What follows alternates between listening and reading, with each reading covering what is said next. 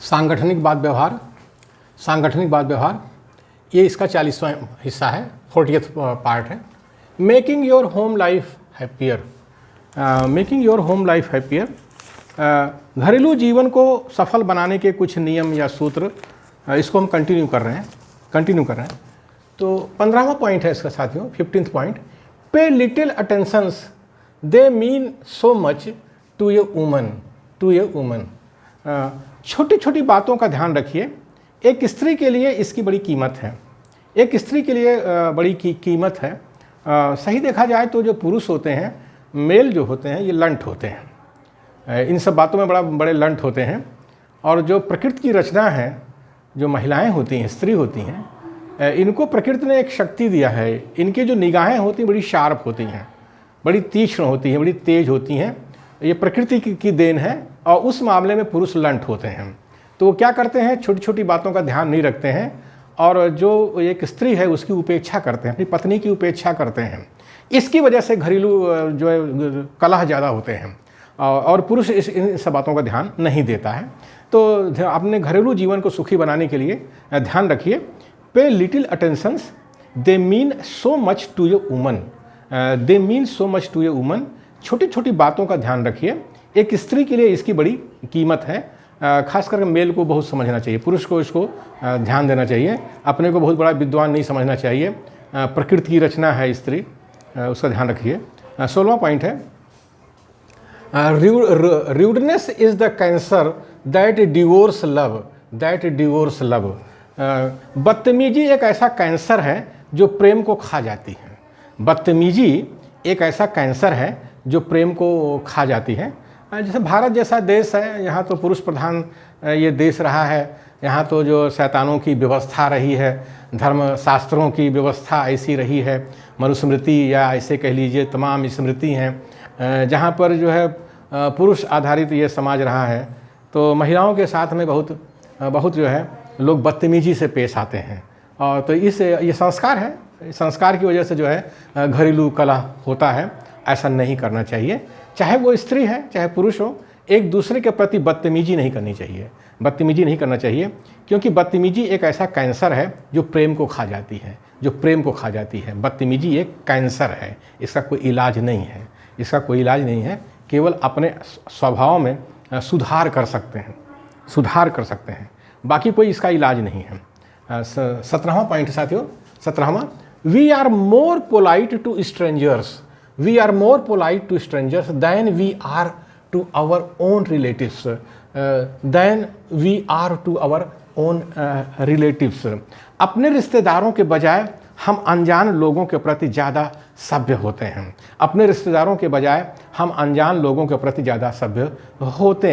मतलब जो हमारे घर के सदस्य होते हैं उनको हम डांटते हैं, फटकारते हैं, उनके साथ तानाशाही के साथ हम पेश आते हैं। और दूसरे लोग जो अजनबी होते हैं या दूसरे लोग होते हैं जो घर के बाहर के लोग होते हैं, जो रिश्तेदार नहीं होते हैं, जो आपके घर के संबंधी नहीं होते हैं, उनके साथ हम बड़ी सभ्यता से पेश आते हैं, अपने को बड़ा अच्छा दिखाते हैं कि हम बड़े अच्छे हैं। और घर में जो है जो व्यवहार करते हैं बच्चों के साथ, पत्नी के साथ, मारपीट, लड़ाई झगड़ा, तो ये जो है ये ठीक नहीं है।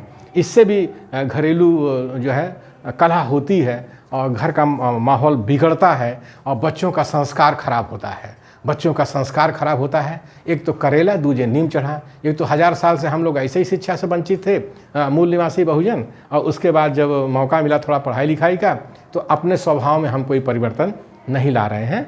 हम क्या करते हैं कि अपने रिश्तेदारों के बजाय हम अनजान लोगों के प्रति ज़्यादा सभ्य होते हैं। तो थोड़ा अपने परिवार के प्रति, अपने बच्चों के प्रति, अपने पत्नी के प्रति भी हमको सभ्य होना चाहिए।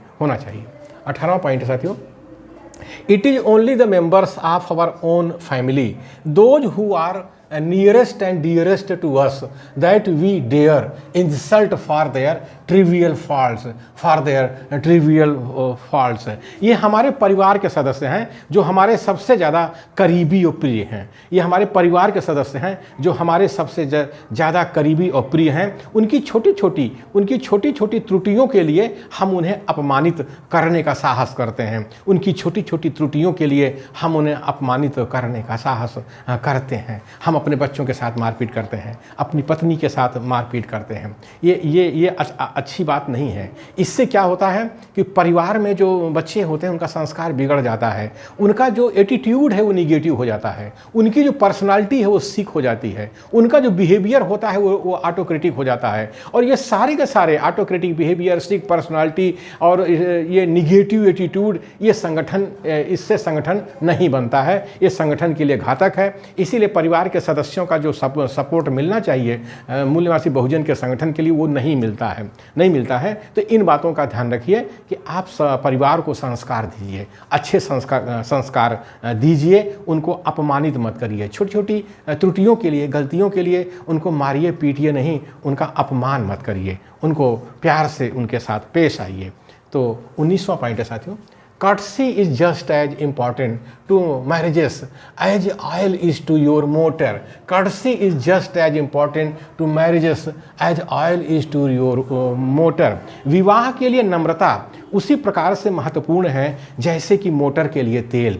विवाह के लिए नम्रता माने जैसे कहते हैं नम्रता माने ये कर्टसी माने नम्रता, मिलनसारिता, विनम्रता कह लीजिए, मिलनसारिता, सेवा भावना कह लीजिए। तो विवाह के लिए कर्टसी जो है उसी प्रकार से महत्वपूर्ण है जैसे कि मोटर के लिए तेल। अगर मोटर में तेल नहीं डालिएगा तो वो जो है जल्दी घिस जाएगा, फ्रिक्शन से वो ख़राब हो जाएगा। तो उसी तरह से अगर आप कर्टसी नहीं बरतेंगे अपनी पत्नी के साथ, अपने बच्चों के साथ, उनके साथ सेवा भाव से पेश नहीं आएंगे तो परिवार में कलह होगी, परिवार में कलह होगी, और जो आप संगठन का काम करना चाहते हैं आप नहीं कर सकते हैं। 20वां पॉइंट साथियों, बी कर्टियस, नम्र बनो, मिलनसार बनो, सेवादार बनो। ये कहने का मतलब है अगर परिवार में खुशहाली चाहते हैं तो ये काम साथियों करना पड़ेगा। 21वां पॉइंट है साथियों, one of the chief causes of divorce in this country is physical mismating. One of the chief causes of divorce in this country is physical mismating. तलाक का सबसे बड़ा कारण शारीरिक रूप से अक्षम होना है। जो हमारा मूल्यवासी बहुजन है इसमें दारूबाजी, नशा पत्ती ज़्यादा होती है। तो जो दारूबाजी है, नशा पत्ती, इससे क्या होता है, शरीर खराब हो जाता है।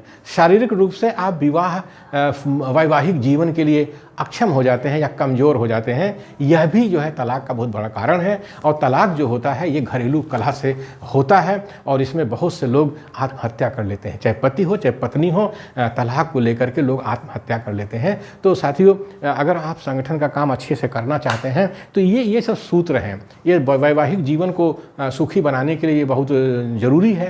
ये सूत्र हैं, अपना घरेलू जीवन को सुखी बनाइए, तभी हम संगठन में काम कर सकते हैं, अन्यथा नहीं कर सकते हैं। आप देखते होंगे इसीलिए बहुत से लोग शादी विवाह नहीं करते हैं, कुंवारे रह जाते हैं, अविवाहित रह जाते हैं। जैसे हमने बताया कि उनके साथ खतरा वही है कि उनको जो है, जो हूरे हैं, अप्सराएं हैं, परियां हैं समाज में, उनको अपने रूप जाल में, अपने प्रेम जाल में फंसा लेती हैं। इसलिए जो है वैवाहिक जीवन होना चाहिए और वैवाहिक जीवन को सुखी बनाने के लिए ये सारे सूत्र हैं। हमको इसको इस्तेमाल करना चाहिए, हमें इसका इस्तेमाल करना चाहिए।